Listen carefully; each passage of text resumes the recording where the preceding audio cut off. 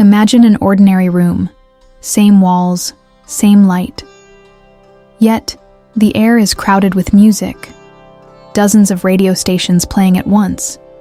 You only hear one, not because the others aren't real, but because your dial is fixed. What if life works the same way? What if the part of you that chooses is already walking on higher floors of reality, and the true task isn't getting there, but remembering how to tune in? Niels Bohr once said, "Everything we call real is made of things that cannot be regarded as real." Not an invitation to fantasy, but a reminder. Solidity is only the station you've been trained to believe in. The ancients mapped this long before whiteboards and equations. Egyptian mystery schools trained initiates to move through layers of awareness. Later, Hermetic texts distilled the same insight into simple axioms. We're not inventing a trend. We're remembering a language. So here's the mystery we'll carry until the end. If you already inhabit higher layers, why do you keep forgetting? And how can remembering, on demand, bend events, people, and even time around you? Silence is not absence. It is a carrier wave. By the end, you'll recognize the signs that you already touch higher floors, understand the cost of upgrading, and practice the frequency shifts that anchor your reality where your soul already lives. At school, they drew neat axes on the board. Width, height, depth, maybe time as the fourth, useful for boxes, useless for consciousness. The ancients whispered a different map. From the emerald tablets to the Vedic locus, to the many mansions of Christian mysticism, the teaching was the same. Dimensions are vibrational states of being. The same room, the same body, the same Tuesday, but utterly different realities, depending on the state you inhabit. Think of a prism. A single beam of light enters, and suddenly the hidden spectrum appears. You don't travel to blue, you tilt the angle, and blue reveals itself. Modern science offers bridges, not verdicts.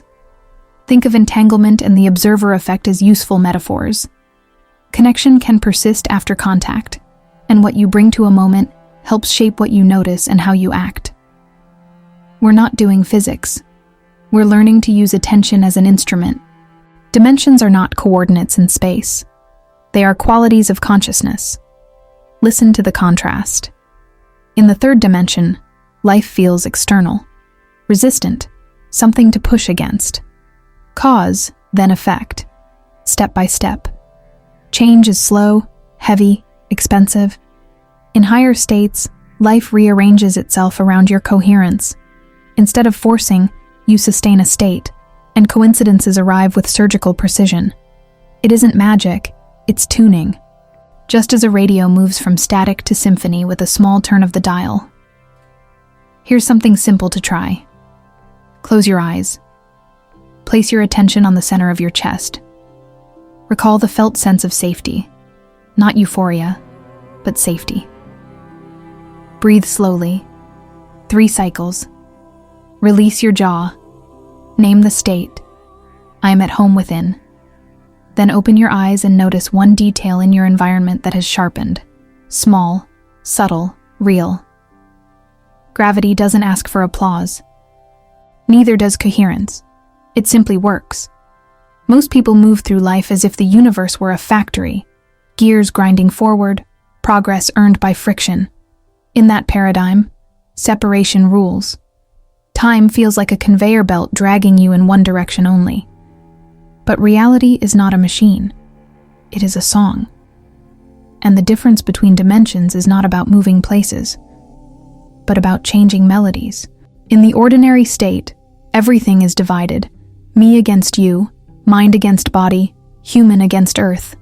Life becomes a contest of fragments, each competing for dominance. Division breeds scarcity. If you win, I must lose. When the walls thin, you start noticing the hidden wiring.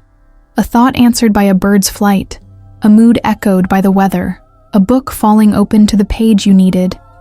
Unity doesn't have to be forced. It reveals itself. In that heavy floor, everything requires effort. You wrestle reality into shape, push the river, and drown in exhaustion. When the melody changes, You stop forcing and start sustaining a state. Thought, feeling, and action hum in one tone, and reality doesn't resist. It arranges. Opportunities arrive without chasing. The right doors open without calculation. Neville Goddard called it the secret of feeling. Researchers speak of heart-brain harmony in calm, focused states. Different languages, one insight, force bends, alignment conducts. And then there is time. In the dense floor, it is a straight ruler, past causes grinding into future effects. You are forever behind the clock. In higher floors, time softens. A message arrives before the decision. You think of someone, and they appear. Psychologists call it altered time perception. Mystics call it synchronicity. Either way, time stops being a chain. It becomes a tide. Think again of the radio dial. Millimeters separate noise from harmony. The stations coexist, but your state decides what you hear. Or the prism. The colors are already inside the light. Your angle reveals them. Here's a story. For years, Leo lived in the factory world. Endless late nights, achievements that turned to dust, relationships collapsing under the weight of force. Then, one morning, he sat still and felt silence open like a chamber in his chest.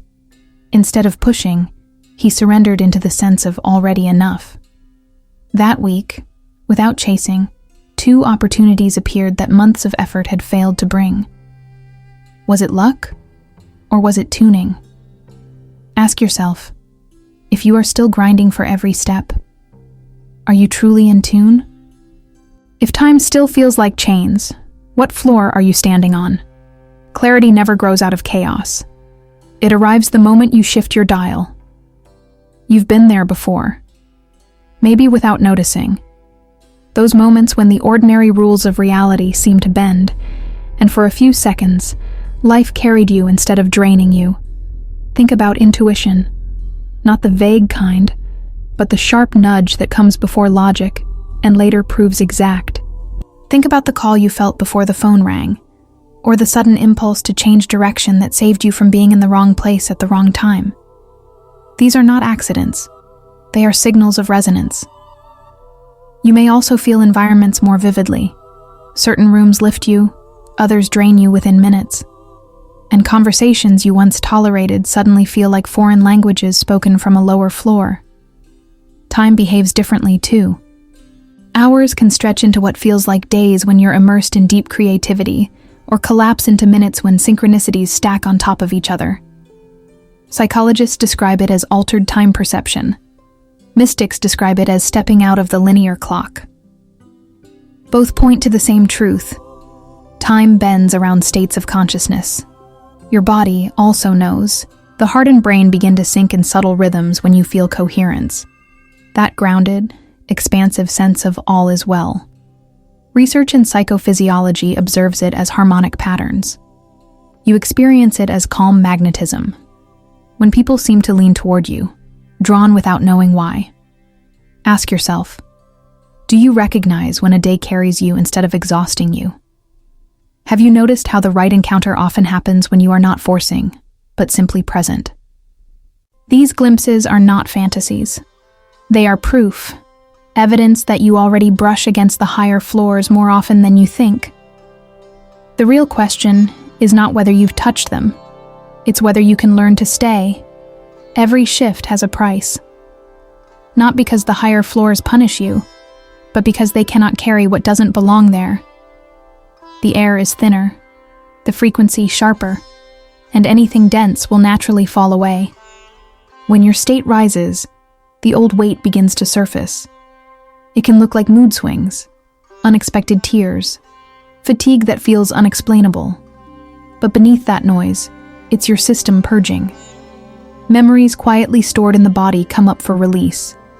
Patterns you thought you had conquered reappear, not to trap you, but to be resolved at a higher octave. It feels messy, like a software update that forces your system to restart, throwing out corrupted files. The reboot can be uncomfortable, but discomfort is not regression. It is clearing. The upgrade also reshapes your social landscape. Relationships built on scarcity or competition often start to feel hollow. Certain conversations drain instead of nourish. Places that once felt safe suddenly feel heavy. This is not about judging others as low vibration. It is resonance. The violin string vibrating at one pitch cannot hold its harmony when the frequency changes. What no longer matches begins to fall away on its own. I once knew someone, let's call her Anna, who spent years chasing validation in every space she entered.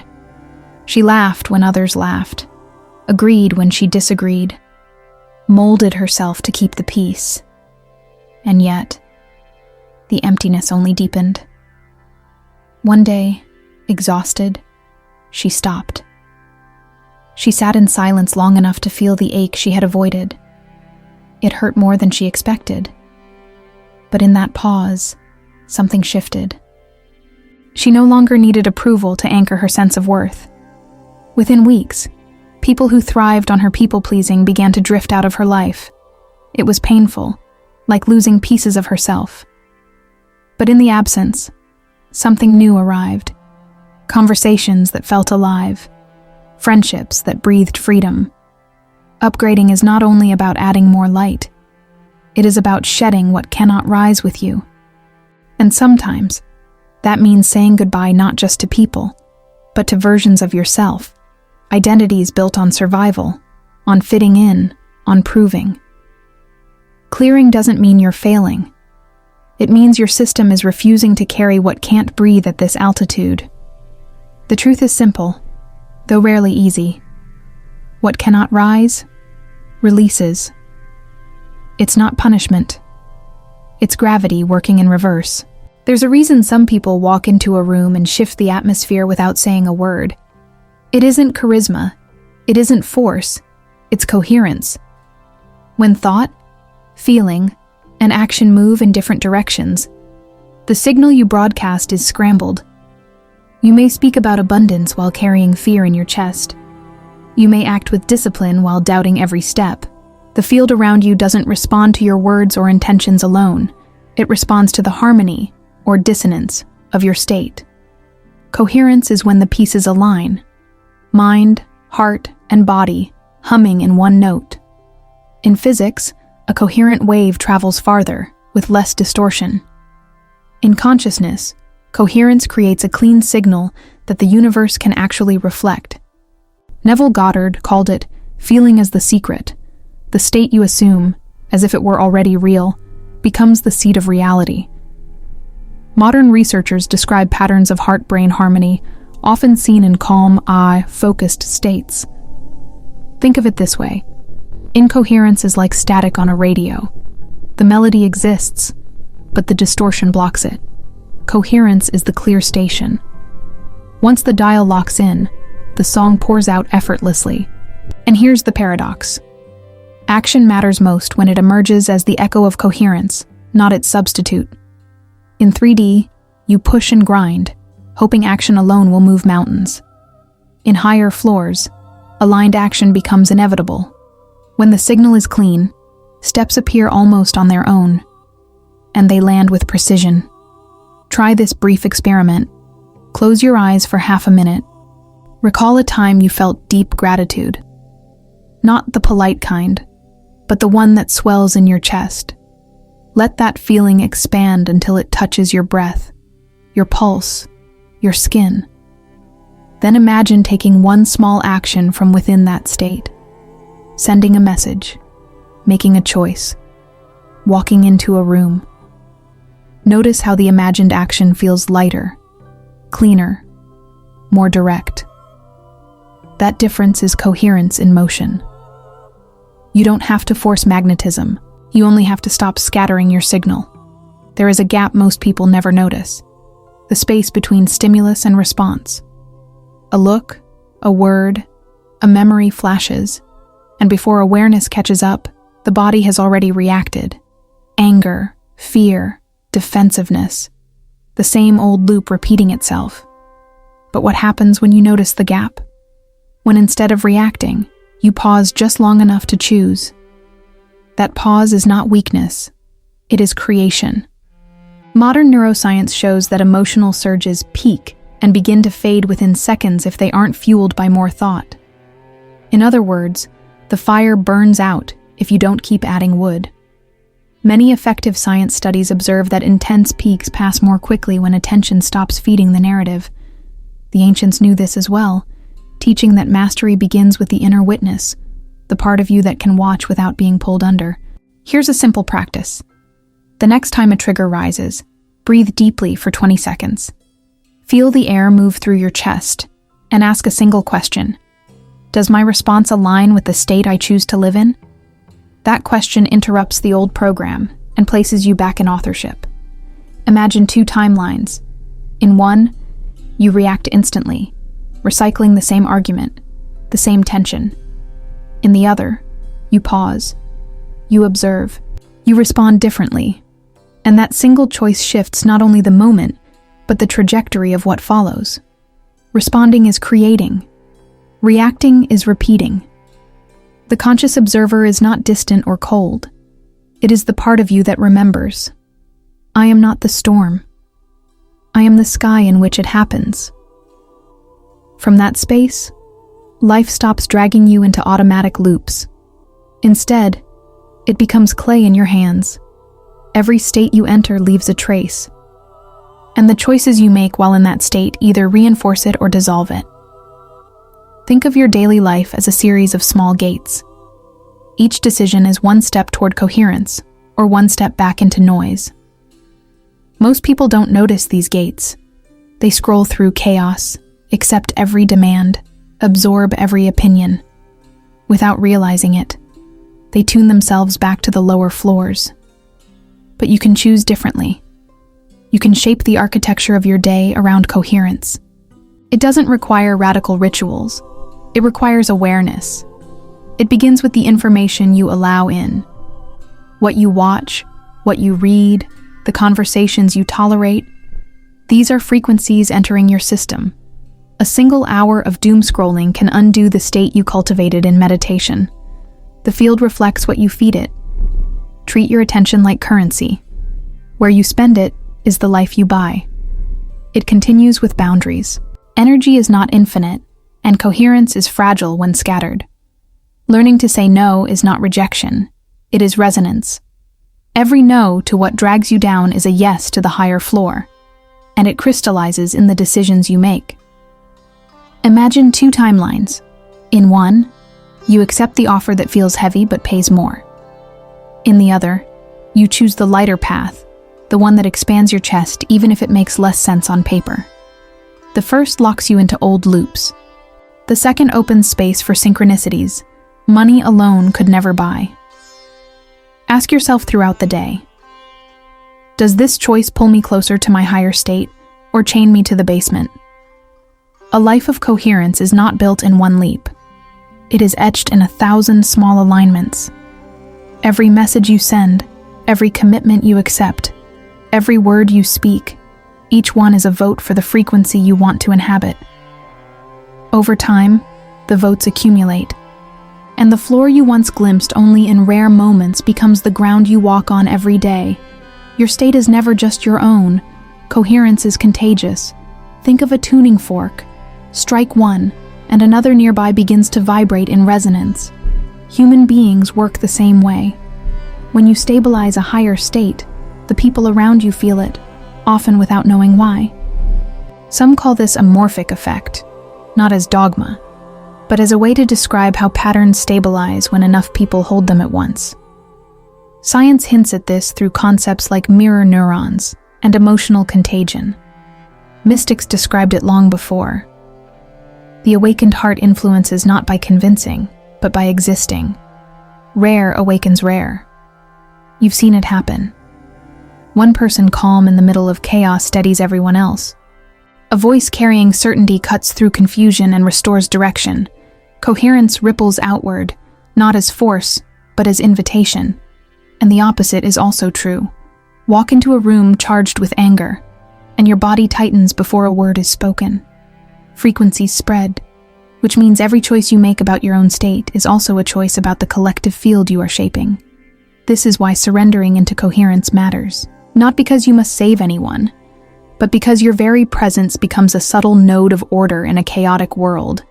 You don't need to argue, convert, or persuade. Simply by holding your frequency, you make it easier for others to find their own. The world doesn't change only through revolutions or systems. It changes when enough people hold a clean signal at once. The ripple becomes a wave. So ask yourself, what field am I broadcasting right now? Because someone, somewhere, is tuning to it. From the start, I told you, you are already walking on higher floors. The challenge is not reaching them, but remembering them. Forgetting is natural. The world is loud, the body is conditioned, and the lower floors constantly pull for your attention. But remembering is a choice, a practice, a ritual of alignment. Each time you notice synchronicity, each time you pause before reacting, each time you choose the lighter option instead of the heavier one, you are remembering. You are anchoring your life in the state your soul already calls home. Silence is not absence, it is a carrier wave. And when you step into it consciously, the field rearranges around you. Events bend, encounters align, time itself softens. So here's the final question. If you already live on the higher floor, why postpone inhabiting it fully? Make this your ritual now. In the comments, write, "I remember the higher floor," not just as words, but as a declaration. Each time you return to that phrase, you step back into the state that makes everything else possible. You don't have to force reality to change. You only have to remember. And when you do, reality remembers with you.